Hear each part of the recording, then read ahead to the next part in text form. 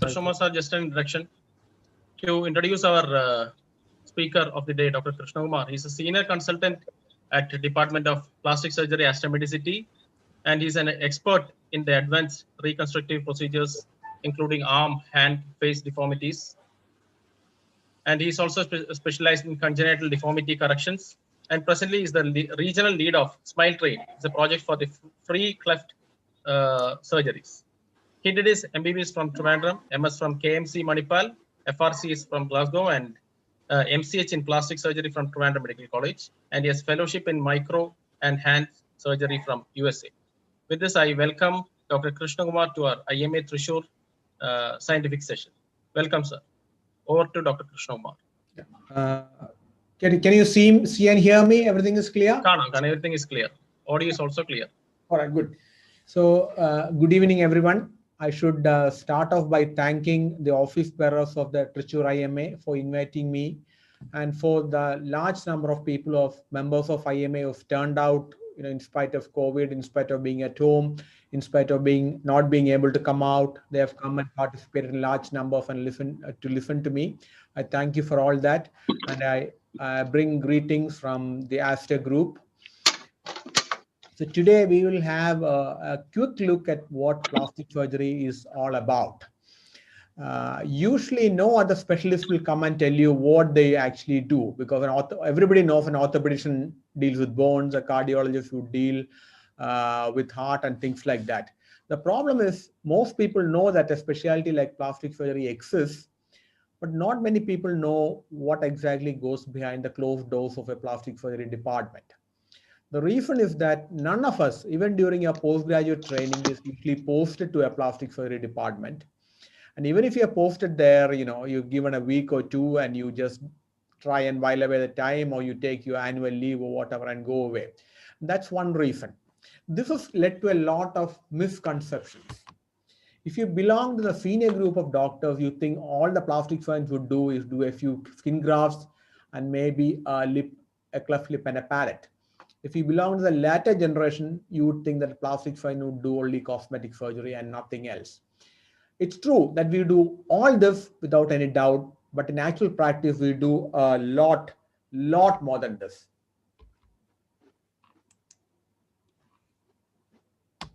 Okay, this is the bare minimum that we do. All these headings, and each of these is probably a few hours of talk. We do a lot more than this, but this is the common thing that we do. That the plan today is to sort of take you through each one of these, a few examples, to give you an idea, a bird's eye view of what all this is about, and then we can have a few doubts or queries at the end of all this. Okay, skin surgery, so cutaneous surgery, small things, nothing very great, local anesthesia, daycare procedure, nothing very complicated, but the good thing is that it does bring a huge difference to the patient and to his or her life later on. Few examples. This is what's known as a pyogenic granuloma. Bleeds, ugly to touch, ugly to see, and it looks horrible. And local anesthesia, you can take it off and you can see the difference that it actually makes. This is called xanthelasma palpebrum, young lady, and again looks very unsightly, but again local anesthesia, half an hour, 45 minutes, go home the same day, but you can see the difference that it is made in her life. Neurofibroma of the nose. Young teenage girl going to college, school every day looking like this. You can imagine her emotional plight. But you can see the difference that it's made. Local anesthesia, less than half an hour. It's made a huge difference in her life. Again, ugly scar on the forehead. You can do a scar revision. And this is the difference that the scar revision can make in his life. This is a slide that I put up in most of my talks. This is a lady who had a road traffic accident who went to a neighboring hospital and was sutured by a trained person there. And reasonably good suturing, not too much of problems. All the landmarks are in place. Everything is okay. They came to me the next day saying that the young girl, early 20s, unmarried, and they probably wanted the best possible outcome for all this. So I told them the truth that, again, reasonably well sutured, not too much of a problem, but being a plastic surgeon, I can probably do better than this. So they said, please do the best that you can. I took it to theater, cleaned everything out, took out all those sutures and put in a few sutures on my own. And you can actually see the difference between ordinary suturing and a plastic surgery suturing. And that is for a few weeks down the line, hardly anything to note. And look at where we all started from. And again, very bad laceration. You would think that he would look absolutely horrible at the end of all this. But again, if you do a very fine, nice job, this is what you can achieve at the end of all that. Another example, half the face is caved in, and you would think that he will look absolutely horrible. Yes, he will have a few scars, but compared to what we started out with, this is actually a good outcome. Again, young girl traveling on a scooty, skidded on the road, and this is what happens. And this is what plastic surgery can give you a few weeks down the line, hardly a blemish not, and a few months down the line, the whole thing will actually completely fade off. Okay, enough of small surgeries. Cosmetic surgery. Do we do cosmetic surgery? Yes, of course, we do cosmetic surgery. But in an Asian or Indian scenario, the percentage of cosmetic surgery that we do is low. Probably 20-25% of our whole work is cosmetic surgery, and rest of the 75% is all things like that, which we save life and limbs. The question is, where do we do cosmetic surgery? The answer is very simple. From head to foot, we can do cosmetic surgery. But the face being the most exposed part of the body, the face will have the most amount of cosmetic surgeries.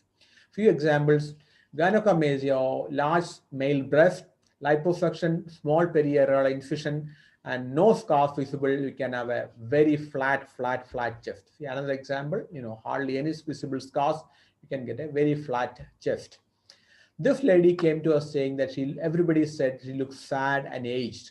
If you look very closely, the problem is overhanging folds in the upper lids, and you do a blepharoplasty, you restore the supratarsal fold, the aesthetics to the upper lid, and immediately her face actually lights up. You can see the close-up, the difference that it makes. Liposuction, small keyholes, you can take out all the ugly looking fat and you can restore the contour, and you can wear any tight fitting clothes or dresses. Again, same thing done to a male, and restore the contours, and that's what liposuction can do. Facelift, probably the most dramatic surgery in plastic surgery, easily takes 20 years of you overnight. There are scars, but it's very well camouflaged in the hairline, behind the earlobe, and goes back into the hairline. And through this, the whole facial skin is undermined and it's pulled tight and sutured, and this is what it can achieve. 20-30 years off your face, of your age immediately. Rhinoplasty, young girl, can you imagine her plight looking like that? She would have huge emotional, physical problems, but a reduction rhinoplasty, and that's what a good rhinoplasty can actually give you. Again, another example of rhinoplasty, large open nares, very well camouflaged incisions, and you can narrow the nose and you can give you a good outcome. Another example of rhinoplasty, no nasal dorsum at all, everything caved in. It's called a saddle nose. You can do a bone graft, lift everything up, and this is what it can give you. Tummy tuck, exceptionally common. I do at least one a week in our unit, and you can see what it can achieve. Large postpartum abdomen, ventral hernia, diverticulation of recti, everything sagging out. You take all the extra skin and fat, tighten up the abdomen, and see, from there, you can have a really nice and flat washboard abdomen. Same thing for males, large saggy abdomen, take out all the extra skin, and again, you can have a nice and flat tummy with all the sagginess completely gone. Breast augmentation, you can see here, very inconspicuous 5 centimeter incisions, create a large pocket, put a silicone prosthesis, and that's the result that you can get. Another, you can see here, very inconspicuous, very minimal 5 centimeter scarf, and that's what will give you the good result. Large breast is not only a cosmetic problem, but it's a huge physical problem as well. You can see here, it's very heavy. The bra straps cut into the shoulder. You'll have neck pain, back pain, sweat collecting under the breast, in between the breast, lead to maceration of skin, huge problems. and this is a marking, and this is what you can achieve.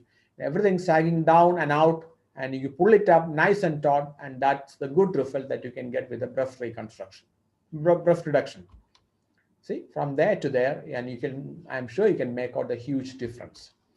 And most common and simplest is split earlobe with large, heavy jewelry, and you can take it down, you can close it off, and you can create a new crease just nearby, and you can start wearing any jewelry that you so desire. Soft cosmetic, again, very, very, very common nowadays. Botox injection, take out the creases from the face. You need to know which are the muscles on the face, and when these muscles overact, it produces folds or creases on the face. And you inject Botox, all these creases are taken off, and it gives you a nice, smooth crease.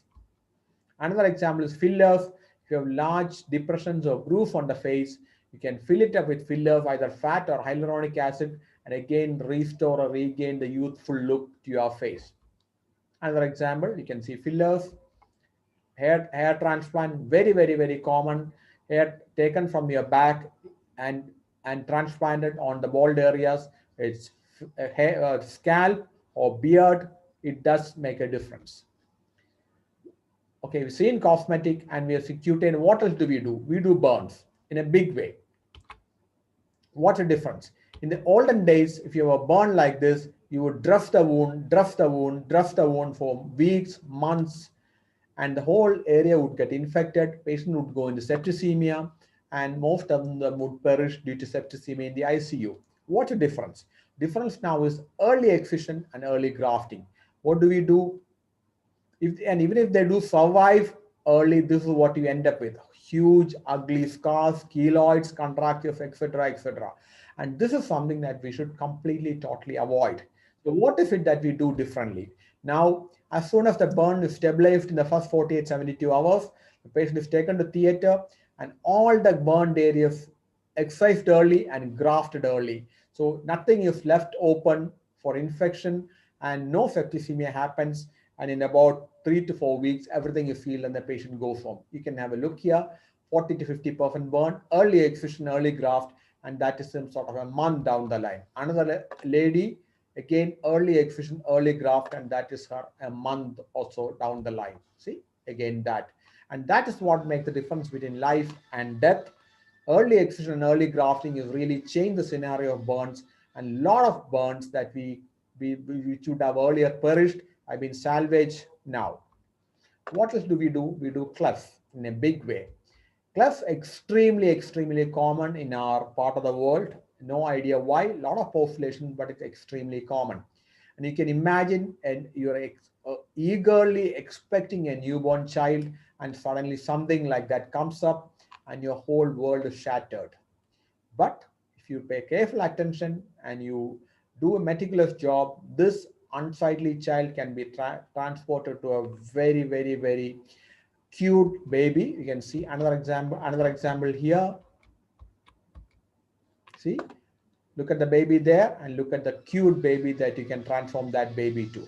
On top of this, Astor has got Smile Train affiliation, so we can do all this totally, completely free of cost. Again, not only lip, palates can also be repaired, and you can see an example there. Not only, see, the cleft palate, and this repaired.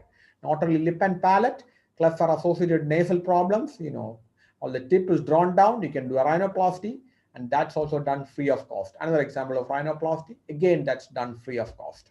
See, all those things. So what else do we do in our department? We do hand surgery. You would ask, why, why are we talking about hand, and what's so special about hand? If you have wound anywhere else in the body, your main aim of treating that wound is to make sure that wound heals. But if you have a wound in the hand, definitely you should make the wound heal. But making the wound heal is not the be all and end all of it. After treating, you should be able to make the hand flexible, and you should be able to do all that. And that is why hand surgery is evolving into a separate specialty. And now in the Western world, all hand injuries are treated by or operated by a specialist who's done a special training in hand surgery. It's slowly evolving in our part of the world also. There's a trauma spectrum to it, and the elective spectrum to it, like trigger, ganglion, Dick veins, and compression syndromes, etc., etc. Few examples: nail bed crush. Even if you don't do anything, it would heal. But if you don't do anything, it would heal with a thick lumpy scar, and the nail would grow thick and lumpy over it, and you'll always have a painful tip. You do put in 3 or 4 very small micro sutures and everything would heal very well. See another example, very small tiddly fractures, you put in very small KYS, again done by the hand surgeon. See, very small fractures, cross KYS, tendon injuries, and is fixed. But the latest in hand surgery are mini plates and mini screws. You can see there, plates and screws are not only for tibia and fibula, they are done for very small fractures also. Get very rigid, solid fixation, and you can start mobilizing the hand bright and early so that you can get rid of all the contractures. Again, that small structure, that's a digital nerve that gives sensation to the fingertip, and if it is cut, the fingertip becomes completely numb, and you will always burn and damage the fingertip. But again, if you are aware of this particular problem, all it needs is 3 or 4 sutures under magnification, micro sutures, and the whole thing would heal very well, and sensation would be restored to the fingertip. Again, small cut like that, time and time and time again, the skin is sutured and the patient is sent home. If you look underneath, all the major tendons are gone. Your flexor dictorum superficialis, flexor dictorum profundus, and whatnot. And if you repair it properly, you can have the hand moving. Otherwise, the hand will never move. It will keep sticking out all the time. Again, another cut there. You explore inside, all structures are gone. Tendons, nerves, vessels, muscles, everything is cut. You identify both the ends and start suturing it all one by one by one by one by one. And at the end of that, you get that and you get that. And if you treat hand surgery, that is what you should aim to achieve, full range of movement. Not only trauma, congenital problems, syndactylis, polydactylis, etc., etc. This also comes under the purview of hand surgery. And huge defects we treat by local flaps, etc., to cover that. You can see that groin flap used to cover that. Lower limb trauma, main purview of the orthopedic surgeon, but there are areas that we do help in. Few examples, again, very small tiddly bones. Small tiddly bones we put in,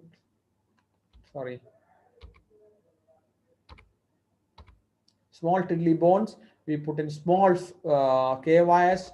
There are tendons in the lower limb and they tend to get cut, and unless they are repaired properly, the digits will not move. You can see here, extensor ditorum brevis, long as everything cut, everything nicely repaired. You can see the toes moving up and down. And everything that we do is not trauma. We do a lot of elective work also. For example, that's a facial nerve palsy, unsightly deviation of the corner of the mouth. We can do muscle transfers, and we can restore the congruity and make the patient smile nicely. In another example, facial nerve palsy, left side, muscle transfers, nerve transfers, and you can see the smile nicely. Congenital deformities, microtia, partial loss of the ear, or anotia, complete loss of the ear. We can take rib grafts, we can harvest the ribs, and we can make a new ear like so, and see, that's what you can get at the end of all that. Again, neglected hands, we can do tendon transfers, and we can make the fingers move again. Another example, there is a foot drop following common peroneal nerve injury. We take the tibialis posterior, swing it around, do a lift up, and you can see the angle moving nicely up. This is a lady who had a sarcoma in her teens, which is excised widely and grafted, and she did not have a buttock at all. She came for a buttock reconstruction. We use microvascular DF flap from the tummy. You brought it here, and you can see how nicely the buttock can be reconstructed. There's a whole lot of things that we can do.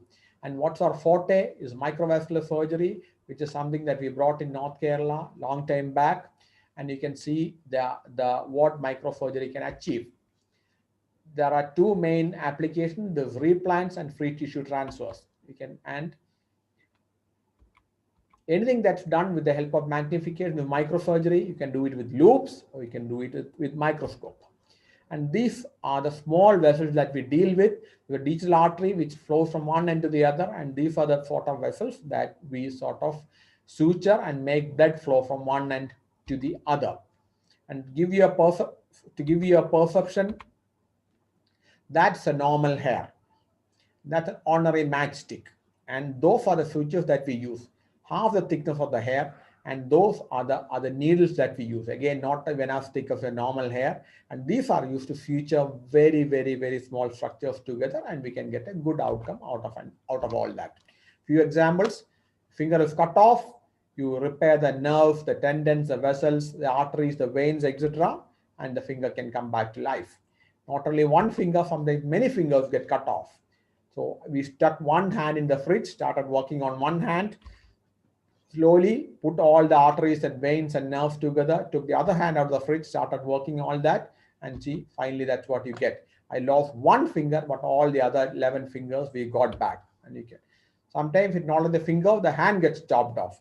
An example of a political scenario, and again the same thing: nerves, tendons, vessels, etc., sutured meticulously one by one by one by one by one, and you can get that, and you can see the hand moving up and down, and again a good result of hand surgery. Road traffic accident, crushed, near total amputation, the bone is fractured, vessels, tendons, nerves, everything is gone. So you put everything back one by one by one by one by one, and you get the hand back. It's not only the hand and the legs that cut off, you'd be surprised what else can get cut off. There's an irritated girlfriend in Tanur recently, and she cut off the penis. And again, the principle is the same.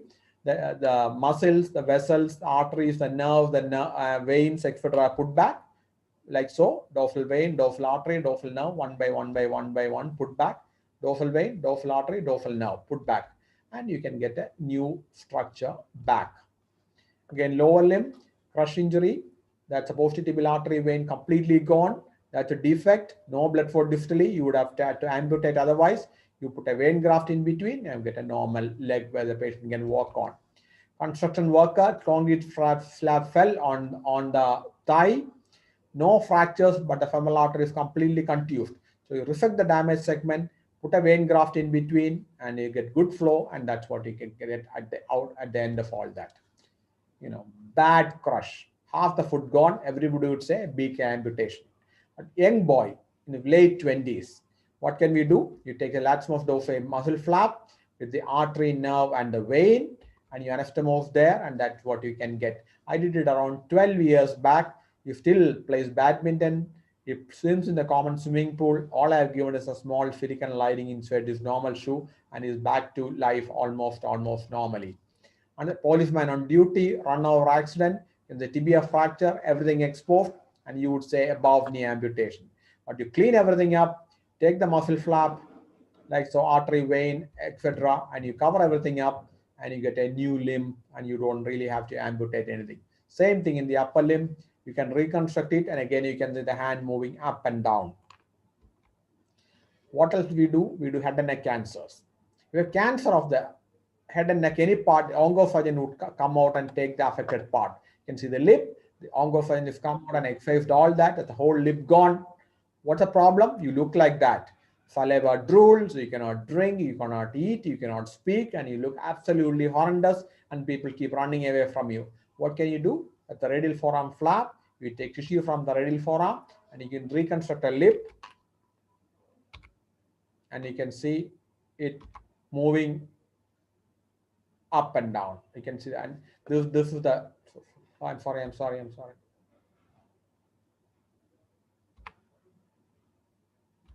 There's a carcinoma of the tongue, near total amputation of the tongue. You do a flap and reconstruct tongue. The red bit is the only bit of the all tongue remaining. The whole other thing is the tongue that we have reconstructed. And again, you can see how good and functional it will be. Mandibular CA, the whole of the mandible is taken out, and we take fibula with the peroneal vessels, and we reconstruct the mandible and make a new mandible for the patient. And you can see here, that's a reconstructed new mandible.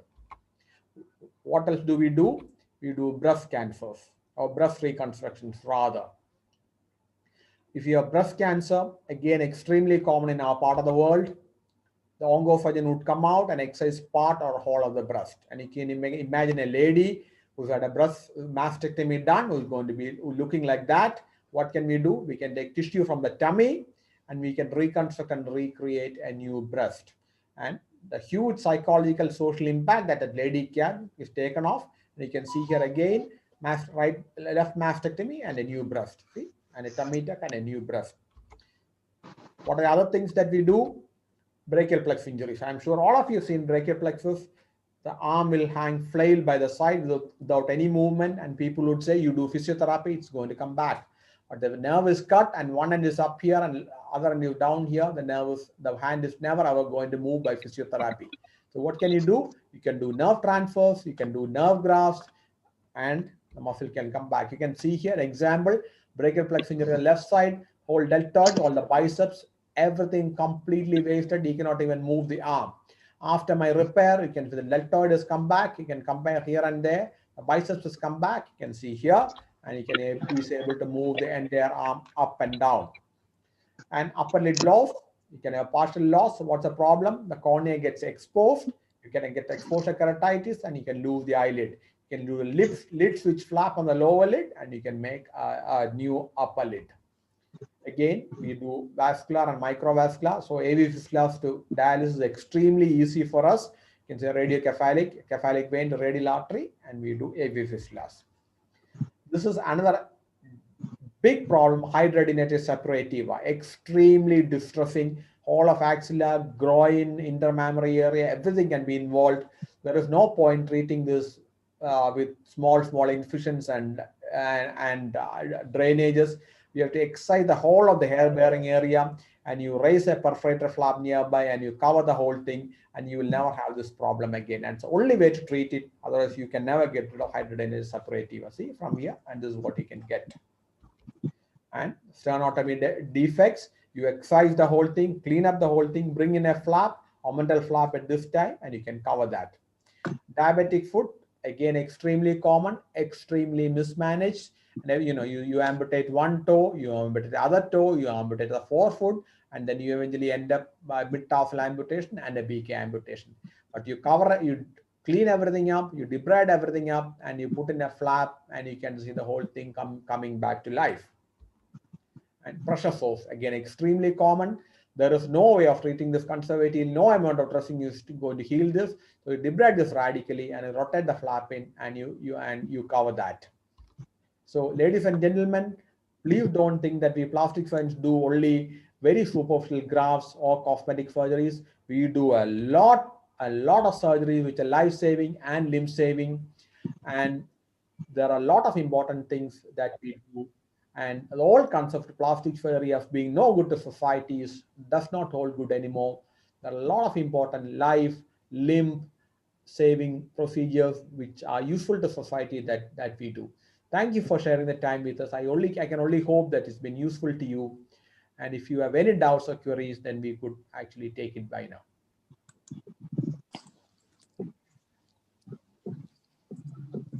Hello. Hello. Sir, I have a doubt. You said that if the hands have been cut off and all, it can be resutured. But how does one transfer these hands or any body parts from the site of the accident to this hospital? It's actually a very, very good question. What you have to understand, when a part is cut off, it has already got some blood inside it, and that part survives because of the blood that is remaining inside it. And that blood is good enough to keep the hand alive for maybe 6 to 8 hours at the most. After that, the parts start dying and nothing can bring it back. But if you cool the hand, the survival time can be prolonged because the metabolic requirement is brought down, and that amount of blood will be sufficient to keep the hand alive for a longer period of time. How do we cool the hand? By ice, naturally. But we should make sure that the ice does not touch the hand. So what do? We clean the amputated part, put it in a plastic cover, and we put the ice outside the plastic cover. And that will cool the hand, and it will not produce frostbite also. And then you transfer the amputated part and the patient as early as you can to a center where microsurgical reconstruction is available, and usually you will have a good result. Okay. Thank you, sir.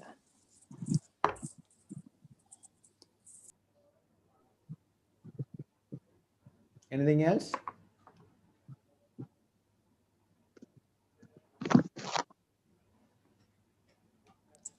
Sir, do you reconstruct these lost teeth and all that happens during accidents?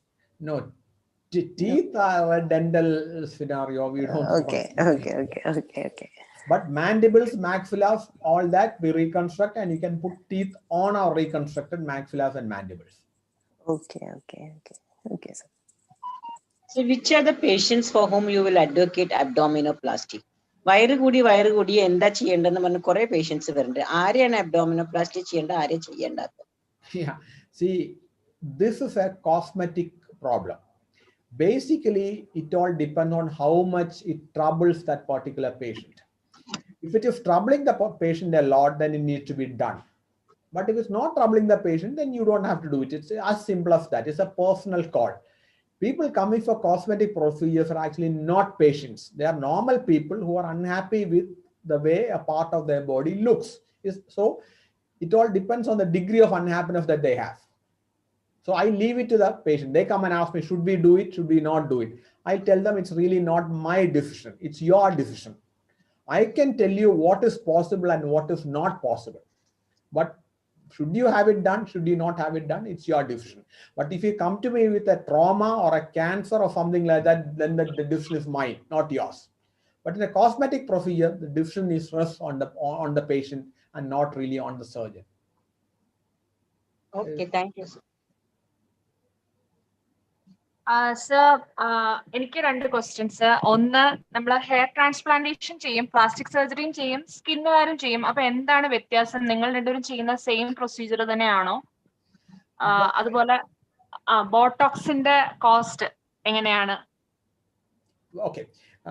The first question is, see, any procedure in medicine, like now you know the huge controversy. It's like that any Tom, Dick and Harry can operate. But I won't digress into that. The basic rule is that someone who is really well trained to do a particular procedure, that's a requirement. See, again, hair transplant is not really high-tech cutting-edge surgery. So, but you have to make sure that you are trained well, and more importantly, you should be capable of handling any complication that arises from your surgical procedure. Then I think you can probably do that. But we being surgeons, probably, I think, without any bad feeling for everybody, we probably can do a better job because it is surgery. It's as simple as that. We are used to cutting, we are used to implanting and all that. So we are probably a little bit more flicker at that. But if a dermatologist is really well trained and got really fine hand, they probably do a good job as well. I don't know. But we do a good, definitely do a good job. What's the other question? Botox. If the Botox, there are 2 varieties of Botox available in the market. One is the bona fide Western, French, German productions, which is naturally high quality and probably cost a lot. The other thing is, as you know, the Chinese variety, which is cheaper and probably not as good a quality as the other thing. So depending on which one you use, there is a variation in the price. But again, there's an add-on, procedure charge, etc. But that is something that probably needs to be discussed in person after examining the patient. But be aware that there are 2 varieties available in the market. As with anything else in our market, there's a Chinese version and a non-Chinese version. And a Chinese version is a lot more cheaper. So that probably answers your question. Okay, thanks.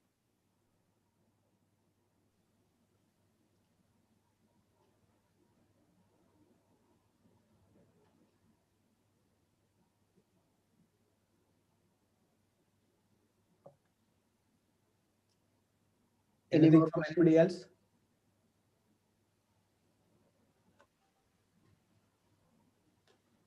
If you don't have no more questions, we will go into the concluding ceremony. I invite Secretary Dr. Pawan Madhusudan for the vote of thanks. So let us conclude today's general body, the last one for the year 2020. I thank everyone, our President, Dr. Joy Manjula, and special thanks to our State Secretary, Dr. Jane Chiman. He also briefed regarding the present issue regarding the CCIM amendment. Thanks to our immediate past President, Dr. Nibin, and the WDW Chair, Dr. Shobana Mohandas. And taking this opportunity to thank especially thank our guest faculty, Dr. Krishna Kumar sir, for giving a wonderful, very brief, to the point discussion. It was a wonderful talk, sir. Thank you very much, and we expect you to come again for further meetings, IMA Thrissur meetings. Thank you very much, sir, and thank you to Mr. Roche for organizing from the Astra Medicity side for today's general body. Thank you so much, and thanking all the audience and senior members once again. Let me conclude. Thank you. Hello. Thank you for the Astra group of hospitals for their sponsorship and all, and special thanks to Dr. Krishna Kumar for his excellent topic on plastic surgery. Thank you, sir.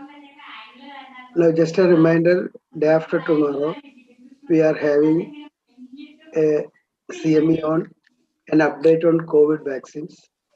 I request everybody to join it. If the faculty is from faculty is Dr. Dharan. ഒന്ന് mute ചെയ്യണം സംസാരിക്കാത്ത ആൾക്കാര്. The faculty is from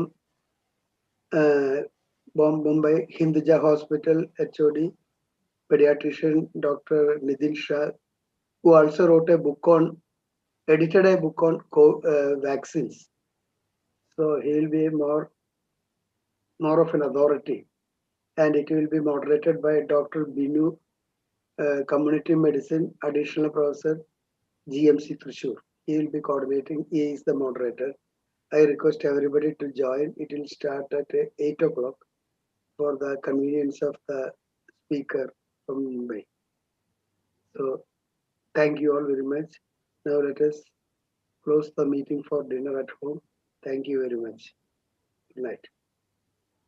ഒരുപാട് ഡിന്നറുകൾ ബാക്കിയിട്ടാ. അതല്ല, ഇപ്പോ ഒരു call എനിക്ക് വന്നിട്ടുണ്ടായിരുന്നു. നമുക്ക് അടുത്ത എക്സിക്യൂട്ടീവിന് ഒരാളെ കിട്ടിയിട്ടുണ്ട്. അപ്പൊ we will make it a wonderful thing.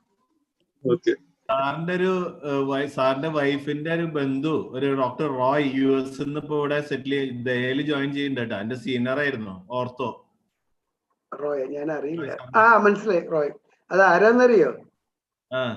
Trivandrum medical കോളേജില് ഒരു ഒപ്താൽമോളജി പ്രൊഫസർ HOD ഉണ്ടായിരുന്നു government medical college, Joseph, doctor Joseph. He died in 82. Before I getting married. മകൻ നോബി